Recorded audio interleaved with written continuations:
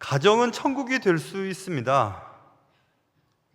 그런데 또 여러분 살아보셨으니 아시겠지만 가정이 또 지옥도 될 수 있어요. 타락한 인간들이 수십 년 동안 각자 살다가 잠깐 눈에 맞아서 결혼을 했는데 싸움이 나는 것은 당연합니다. 어쩌면 자연스러운 것인지도 모르겠습니다. 그래서 가정이 때때로 지옥같이 느껴지기도 합니다.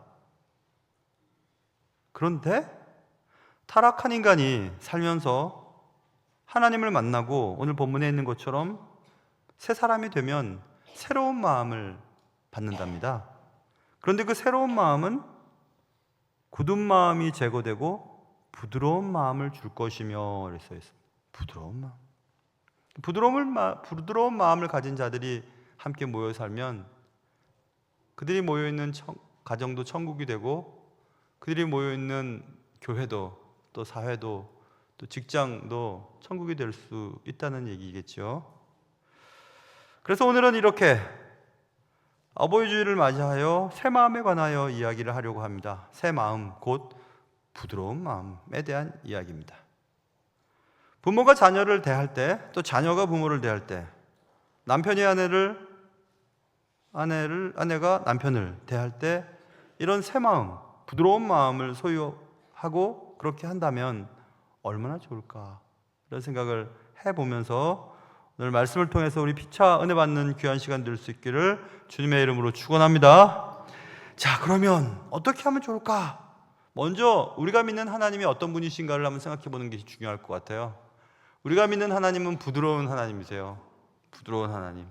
예수님은 나는 이래 하면서 나는 빛이야, 나는 뭐야, 나는 뭐야 이렇게 쭉 얘기하시다가 마태복음 11장에 나는 마음이 온유해 이렇게 말씀하셨어요. 이 온유하다는 말이 부드럽다는 얘기입니다. 난 부드러운 사람이야. 예수님이 오시기 전에 선지자들도 오실 메시아에 대해 그분은 부드러운 분이실 것이라고 예언했습니다. 이사야 42장 1절부터 3절. 내가 붙드는 나의 종 내 마음에 기뻐하는 나의 택한 사람을 보라. 내가 나의 신을 그에게 주었은즉 그가 이방의 공의를 베풀리라. 그는 외치지 아니하며 목소리를 높이지 아니하며. 외치지 않고 뭐 크게 소리를 냈다는 얘기인가? 목소리를 높이지 아니하며, 그 다음 그 소리로 거리에 들리게 아니하며. 길거리 걸어가다 보면 안에서 막 부부끼리 싸우고 자녀들하고 싸운 소리가 바깥으로 들리지 아니하며 이 얘기거든요. 상한 갈대를 꺾지 아니하며, 이거 상한 갈대 보기 싫어 딱 꺾어버리거나 다른 걸 위해서 꺾어버려야지. 꺼져가는 등불 막 꺼질락 말락 하면 막 냄새도 나고 그러니까 에이 아무짝에 필요 없어 탁 꺼고, 그렇게 안 한다는 겁니다. 하나님은 그런 부드러움으로 우리에게 자신을 보여주셨다는 것을 성경을 통해서 우리는 배울 수 있습니다. 예수님은 상하고 아픈 사람들의 삶 속으로 이렇게 들어오셨어요. 그리고 그들을 만나주십니다. 어떻게? 부드럽게 만나주셨어요. 예수님의 부드러움은 그 상한 마음을 가진 자들을 어루만지셨고 완전히 무너져 버릴 것 같던 사람들을 일으켜 세워주시는 놀라운 일들이 벌어지게 됩니다. 그것은 예수님의 하나님의 부드러움 때문이었습니다. 지금도 하나님은 여전히 우리에게 그렇게 대하십니다.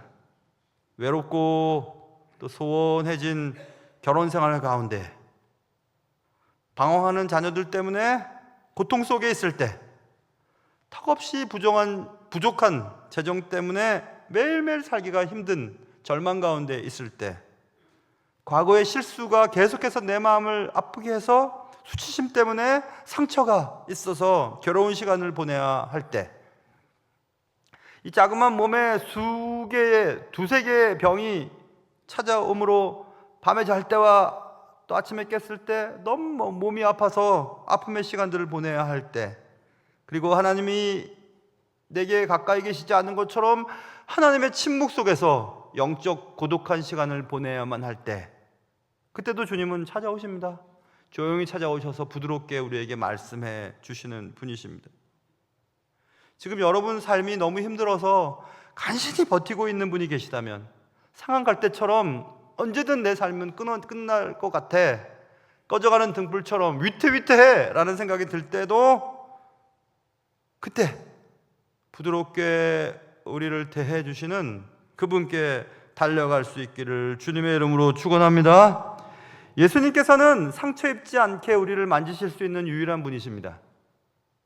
예수님은 우리를 부드럽게 만지시고 영적인 회복으로 인도해 주시는 분, 그분이십니다. 그래서 아까 말씀드린 것처럼 주님은 나는 마음이 온유하고 겸손하니 나의 멍에를 메고 내게 배우라. 그러면 너희 마음이 쉼을 얻으리니. 살다 보면 삶이 참 대다, 이 경상도 말로 참 대다 참 힘들다 이렇게 느껴질 때가 있어요. 그런데 주께로 오면 너의 마음이 쉼을 얻고, 왜냐하면 이는 내 멍에는 쉽고 내 짐은 가볍기 때문이다 이렇게 말씀하셨어요. 그러니까 주님은 언제나 우리에게 부드럽게 다가오십니다. 언제든지 달려가도 내치지 아니하시는 분, 그분이 우리의 하나님이십니다. 그런 하나님을 믿는 우리는 어떠해야 할까요? 우리 그리스도인들도 역시 부드러운 그리스도인이 되어야 합니다. 성경은 예수님을 주로 고백하는 모든 그리스도인들이라면 반드시 부드러움을 드러내야 한다고 여러 번 말씀하셨습니다. 성경 곳곳에. 빌립보서 4장 5절에 너희 관용을 모든 사람에게 알게 하라. Let your gentleness. 그 gentleness가 이게 지금 우리가 다루고 있는 부드러움에 대한 부분이에요. 젠틀하게. 골로새서 3장 12절에도 그러므로 너희는 하나님의 택하신 거룩하고 사랑하신 자처럼 긍휼과 자비와 겸손과 온유로 번역한 gentleness. 디모데전서 6장 11절에도 오직 너 하나님의 사람아 이것들을 피하고 의와 경건과 믿음과 사랑과 인내와 온유를 쫓으며. 항상 네가 쫓아야 될 것은 부드러움을 쫓아. 부드럽게 선택하고 부드럽게 말하고 부드럽게 살아가. 심지어는 성경은 우리를 반대하는 자들이 있지 않겠어요? 우리를 반대하고 우리를 힘들게 하고 우리를 괴롭히고 우리에게 막대하는 그런 분들, 무례한 자들을 대할 때도 온유하게 대하라고 말씀하고 계세요. 디모데후서 2장 25절 거역하는 자를 온유함으로 징계할지니. 자녀들을 혼낼 때도, 누군가의 잘못을 지적할 때도 부드럽게 하라 이렇게 말씀하고 있습니다. 아니, 부드럽게 해야만 한다 이렇게 말씀하고 있어요. 그리스도인이라면 이유 없이 논쟁을 만들고 무례하게 비난하고 나를 깎아내리거나 무시한다 해도 언제나 우리는 부드러움으로 그들을 대해야 한다. 소리를 지르고 막무가내로 폭력적인 사람들에게 정말 필요한 것이 뭘까요? 그들이 왜 그렇게 막대할까요? 왜 그렇게 폭력적인 언사를 하는 것일까요? 아까 부드러운 하나님이라 그랬지 않습니까? 하나님 부드러우신 분이세요. 그들이 그렇게 무례하고 소리 지르고 막무가내로 폭력을 행사한다는 것은 그들에게 부드러운 하나님의 사랑을 맛본 적이 없다는 결론이잖아요. 그러니 나를 힘들게 하는 그들에게는 그들을 부드럽게 사랑하시는 하나님을 실제로 꼭 만나야 하는 사람이라는 것을 우리가 기억해야 합니다. 부드러운 하나님 앞에 압도당하여 부드러운 하나님의 뜻을 따라 살아간다면 그들이 그렇게 하지 않겠죠. 그러니 사실 더 안타까울 뿐입니다. 자, 그렇다면 이제 하나의 질문만이 남죠? 그 질문은 그러면 어떻게 하면 부드러운 사람이 될 수 있습니까? 부드러운 하나님을 믿는 부드러운 그리스도인이 되려면 어떻게 해야 되는 것입니까? 거기다 이제 해답을 찾으려고 합니다. 사람들은 생각보다 훨씬 쉽게 상처를 받습니다.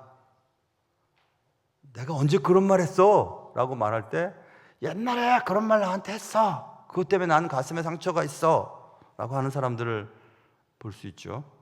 그리고 또 어릴 때 누군가에게 들은 그 말이 평생 자신의 마음속에 상처가 되는 경우들도 있습니다.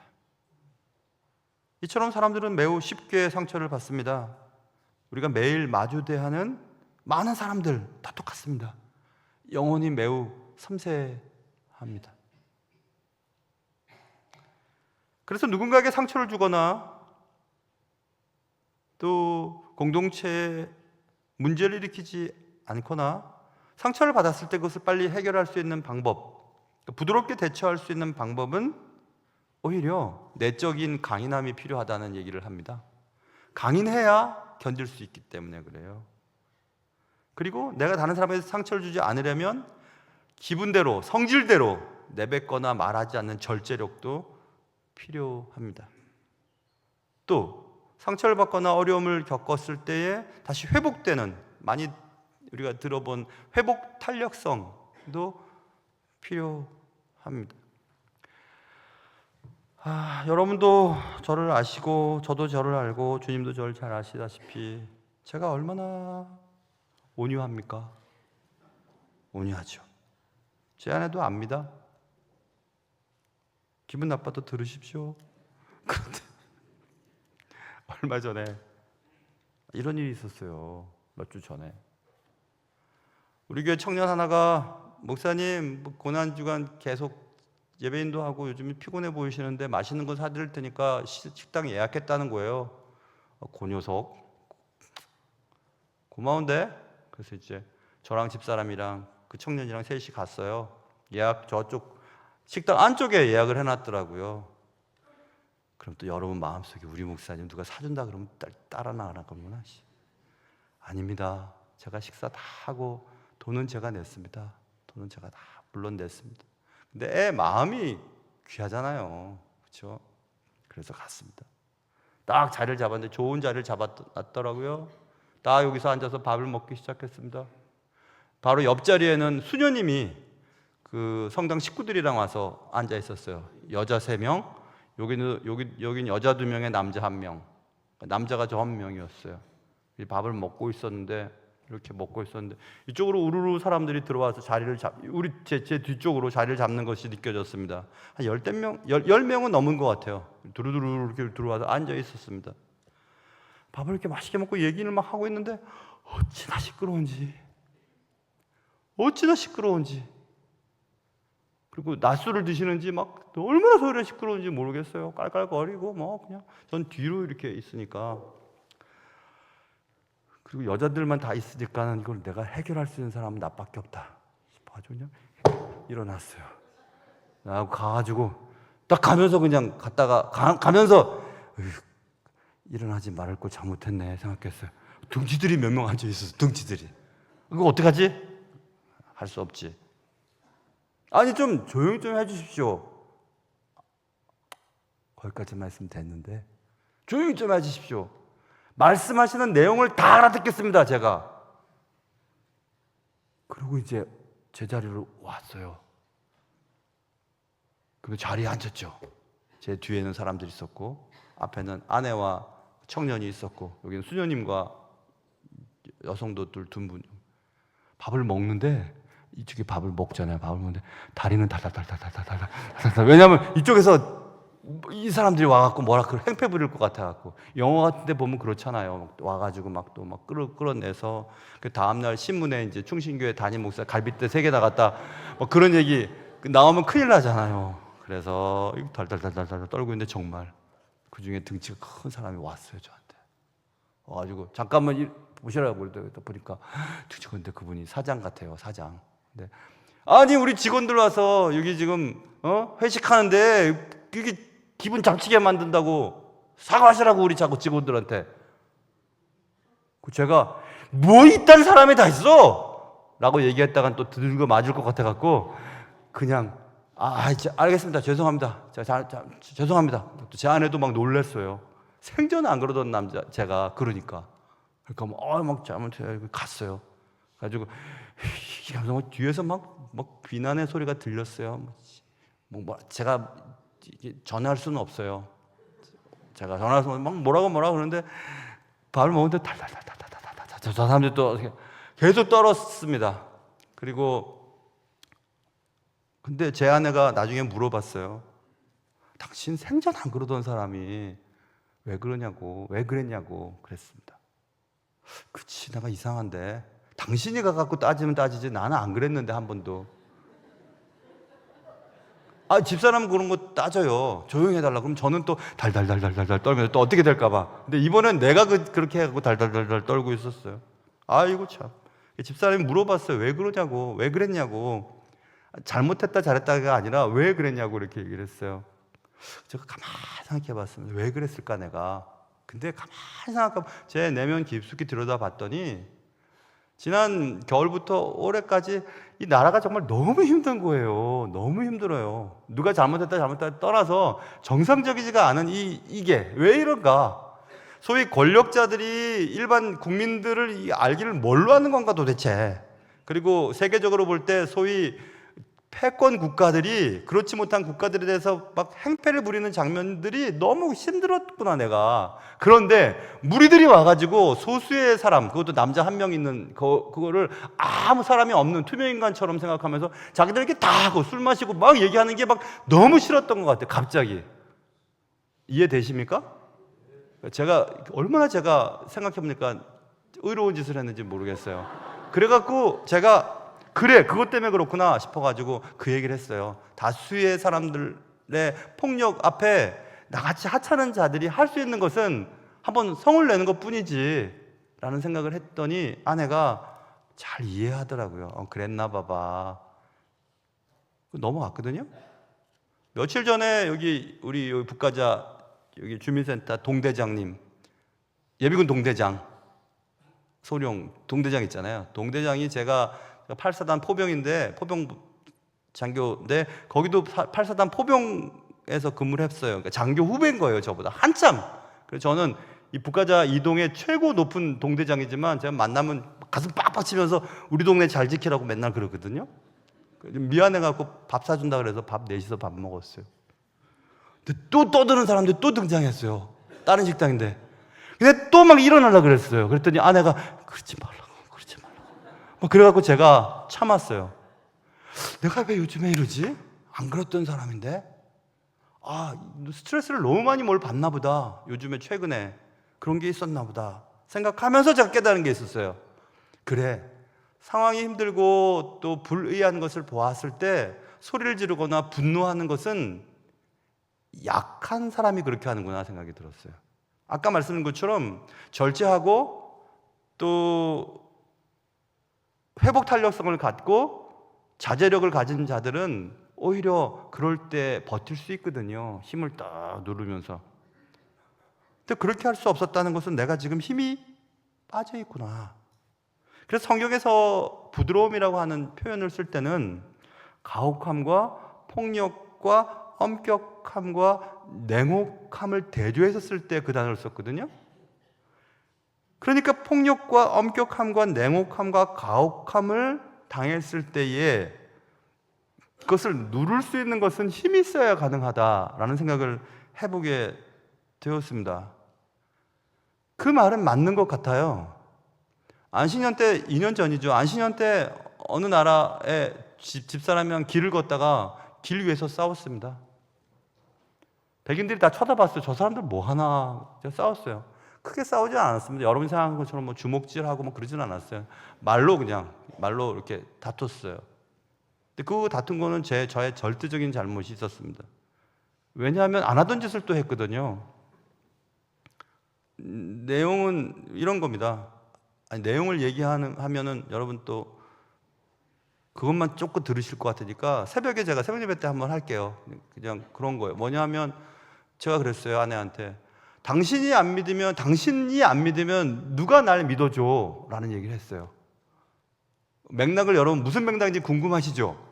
얘기할 수는 없어요. 근데 어쨌든 당신이 안 믿어주면 누가 날 믿어줘? 라고 얘기하면서 제가 막 눈물이 막 나고 그랬어요. 그래서 왜 그럴까? 집사람도 깜짝 놀랐습니다. 저 사람이 저런 짓을 한 적이 없는데 왜 저럴까? 한참을 며칠 지난 후에 제가 얘기했습니다. 내가 힘이 좀 빠졌나 봐. 힘이 들었나 봐. 그리고 얘기를 해도 얘기하는 것을 그대로 믿어주지 않는 그런 상황 속에서 오랫동안 버티다가 목회를 하면서 그랬잖아요. 30년 넘게. 그래서 그게 이제 너무 힘들어서 나이도 들고 체력도 떨어지고 힘이 빠져서 그런 것 같아. 그래서 제가 집사람한테 미안하다고 하면서 얘기했습니다. 수기야,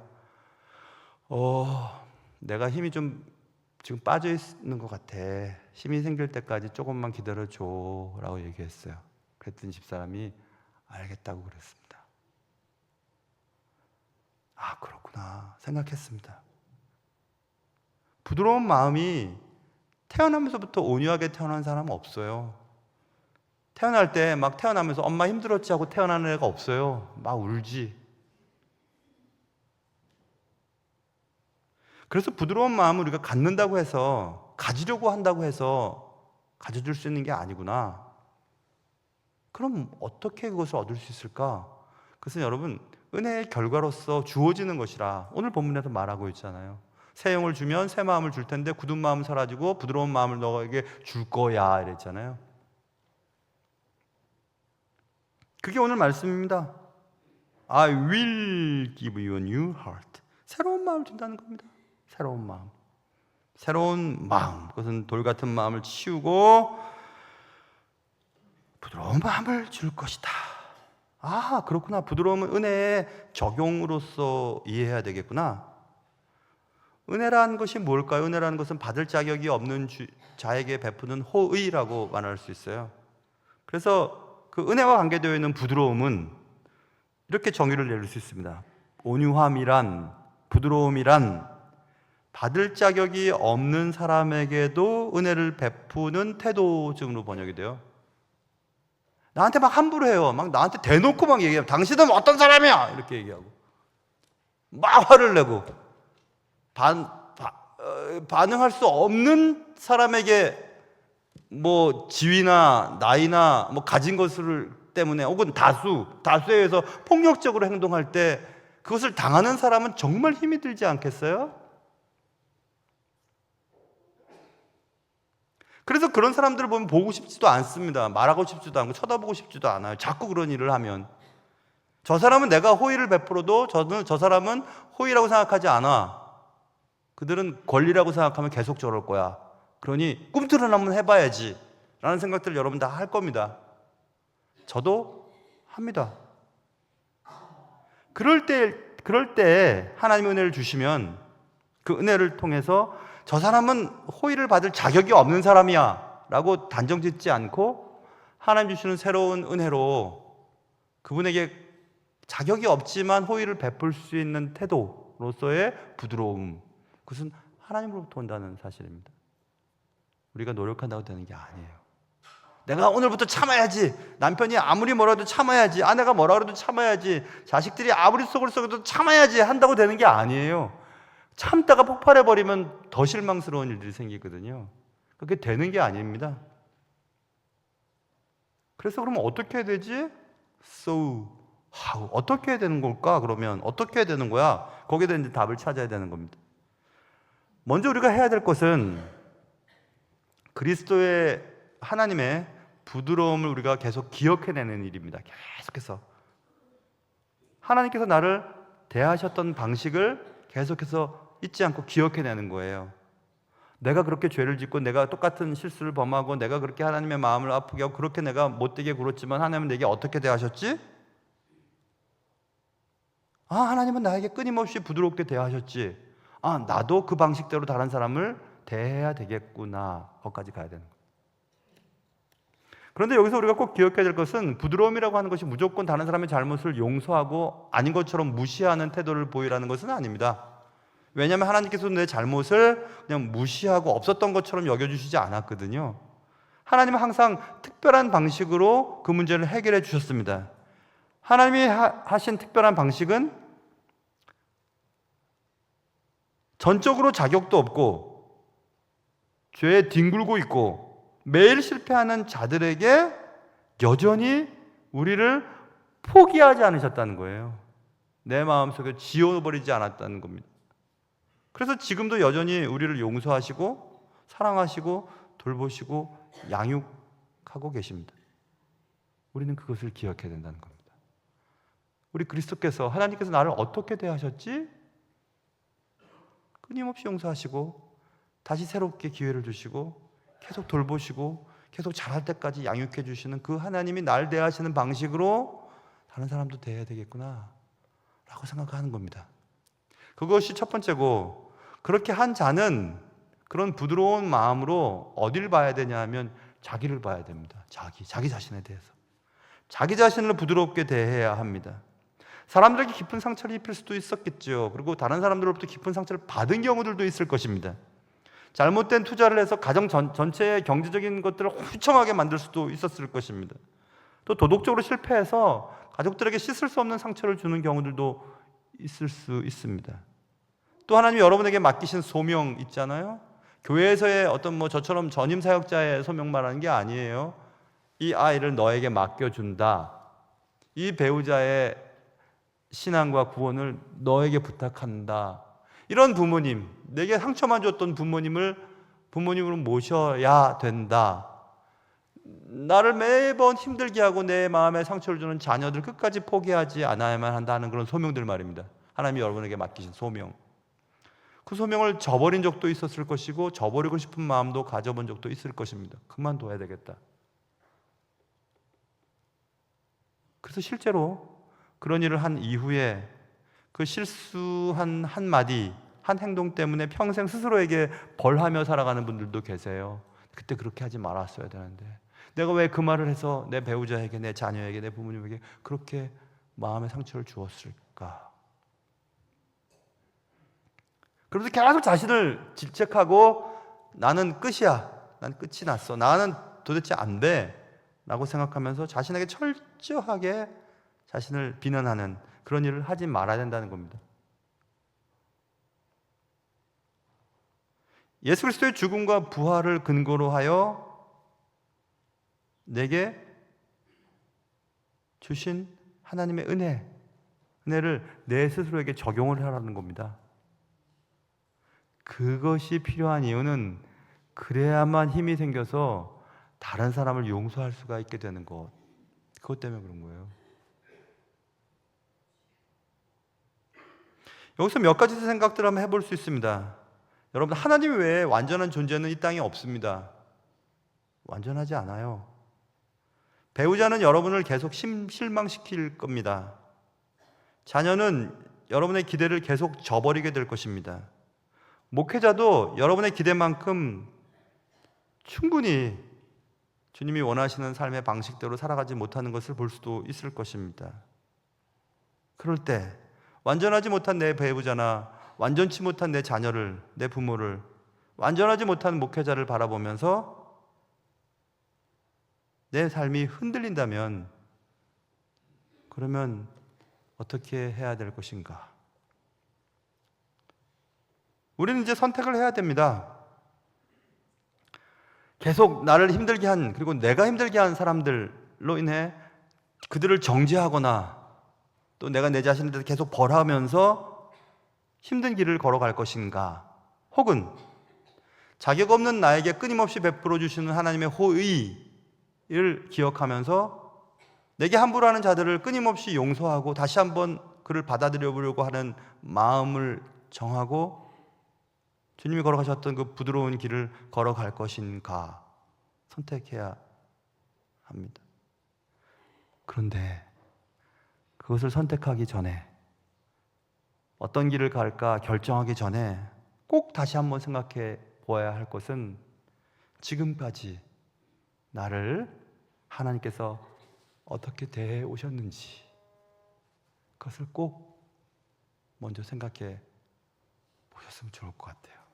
꼭. 배우자의 말투가 무례하다고 느껴질 때, 자녀들이 학교에서 돌아와 괜히 반항하고 고집을 부리면서, 또 남편이 오늘따라 일찍 퇴근해서 집에 와서 예민하게 반응하고, 아내가 안 하던 계속 나에게 짜증을 내고 냉정하게 굴고, 같이 일하는 동료가 이유 없이 나를 모함하고 내게 함부로 얘기하고, 자신이 직급이 높으면 얼마나 높다고, 나이가 많으면 얼마나 많다고 함부로 내게 당신은 이래! 라고 얘기를 하거나, 수많은 사람들이 모여서 한 목소리를 이루면서 한 약한 자들을 공격하고 코너에 몰아가는 경우들, 그럴 때 우리는 잠시 그 상황 속에서 기도해 봤으면 좋겠어요. 그리고 한번 생각해 보는 겁니다. 생각은 먼저 이런 거겠죠. 지금 도대체 이 일이 무슨 일이지? 나한테 왜 이런 일이 생겼을까? 또 저들은 왜 저 모양이지? 저 사람이야? 아니, 예수 믿는 사람 맞아, 저 사람? 이런 생각이 들 때, 그때 아까 제가 말씀드린 것처럼 안 하는 짓을 하고 저 사람이 그렇게 하지 않는 사람이 왜 저럴까? 아까 말씀드렸죠? 마음의 힘이 떨어져서 그런 거예요. 그리고 계속해서 마치 잽을 맞는 복서가 잽만 맞았는데 어느 날 갑자기 무너져 버리는 거예요. 카운터 펀치를 맞지 않았는데 계속 멍들고 계속 마음에 상처를 입고 계속 그런 거죠. 그래서 어느 날 문득 나 더 이상 이제 힘들어 라는 것을 느낄 때 숨이 쉬어지지 않거나 우울증에 빠지거나 세상 살기 싫거나 사람을 만나기 싫어 라는 결정을 내려보는 것입니다. 그 제가 아내한테 말씀이래요. 또 아내한테 얘기했다 하지 않았습니까? 나 조금만 기다려 줄래? 내 힘이 생길 때까지 말이야. 그것을 일반 사람들에게 적용해 보면 이런 겁니다. 저 사람이 진짜 왜 저러지 나한테? 저렇게 무례하게 행동하지?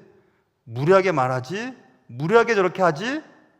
그럴 때 아, 저 사람이 지금 약해 있구나. 약해 있구나.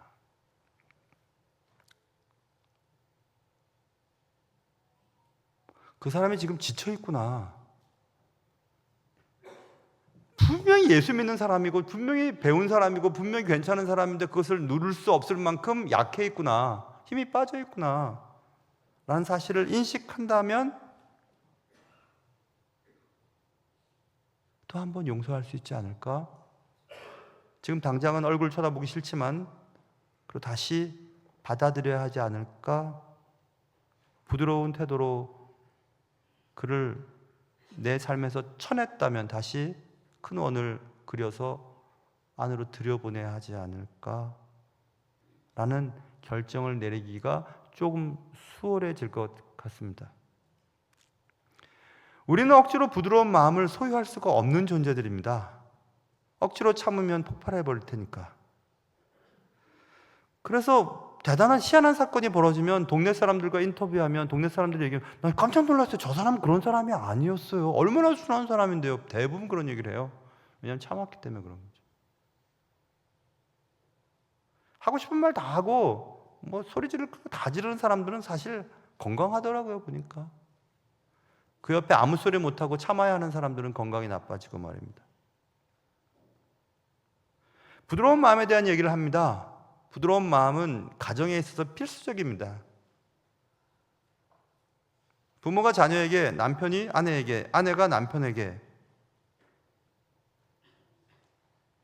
부드럽게 말하고 부드러운 태도로 그들을 바라볼 수 있다면 그들이 모인 그 공간은 그리스도의 임재가 임하는 공간이 될 수 있습니다. 그때 비로소 가정은 천국이로구나 라고 고백을 할 수 있게 됩니다. 부드러운 마음으로 주님은 아프고 상처받고 외롭고 삶을 포기하고 싶었던 사람들을 일일이 찾아가셨어요. 그리고 상처 입은 심령을 씻기시고 만져주시고 그들을 다시 일으켜 세워주셨습니다. 만약 부부끼리, 부모 자식끼리, 직장 동료들끼리, 교회 교우들끼리 이렇게 할 수만 있다면 우리가 속해 있는 공간이 천국이라고 말할 수 있지 않겠습니까? 가정의 달, 오늘은 어버이 주일입니다.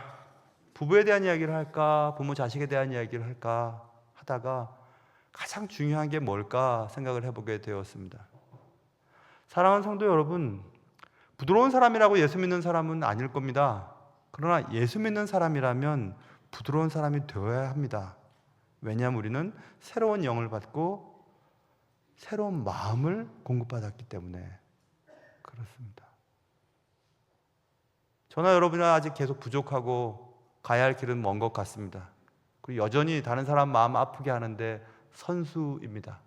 그리고 가장 가까운 사람들을 더 살지 못하게 만들 만큼 아주 그런 쪽에는 선수들이 맞습니다.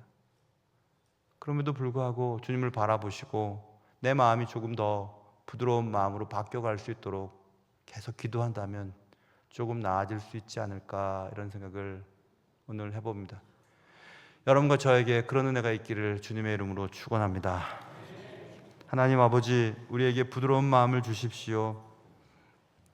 가정은 천국이 될 수도 있고 지옥도 될 수가 있고, 내가 일하는 장소가 천국이 될 수도 있고 지옥 같을 수도 있고, 내가 다니는 교회가 천국과 같은 공간이 될 수도 있고 지옥과 같은 아수라장도 될 수가 있는데, 내가 먼저 주님을 만나 내 마음이 새로운 마음으로 바뀌고 주님이 주시는 부드러운 마음으로 내가 살아가고 있는 이 지역이, 내가 땅을 딛고 있는 이 공간이 유쾌하고 행복하고 아름다운 공간이 될 수 있도록 도와주시옵소서. 예수님의 이름으로 기도합니다.